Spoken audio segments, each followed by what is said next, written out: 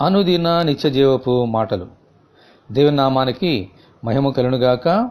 దేవుని వాక్యాన్ని చదువుకుందాము. ఆయన అదృశ్య దేవుని స్వరూపి అయి సర్వ సృష్టికి ఆది సంభూతుడై ఉన్నాడు. కొలస్సలకు రాసిన పత్రిక 1వ అధ్యాయము 15వ వచనం. మన తండ్రి అయిన దేవుడు అదృశ్య దేవుడు. ఎందుకంటే ఆయనను చూచి బ్రతుకుగల మానవుడు ఎవరునూ లేరు. అందుకే ఆయన కుమారుడు తప్ప ఆయనను చూచిన వారెవరూ ఈ లోకములో లేరు.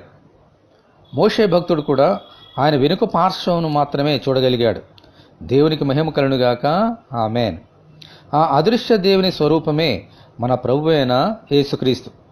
యుగ యుగములకు ఆయనకు స్తోత్రము కలుగునుగాక. ఆమేన్. ఈయన సర్వసృష్టిని కలుగజేసి ఆదియు అంతము లేని వాడై ఉండి యుగ యుగములు జీవించుచున్నారు. ఆమేన్. హల్లెలూయా. అందుకే ప్రభువు నన్ను చూచినవాడు తండ్రిని చూచున్నాడని ఫిలిప్పు భక్తునితో చెప్పారు.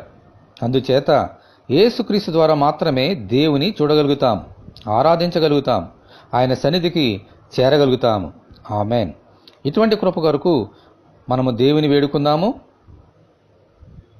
ప్రభువా, దేవునితో సమానంగా ఉండుట విడిచిపెట్టకూడని భాగ్యమును ఎంచుకొనక మా కొరకు ఈ లోకమునకు వచ్చినందుకు మీకు వందనములు.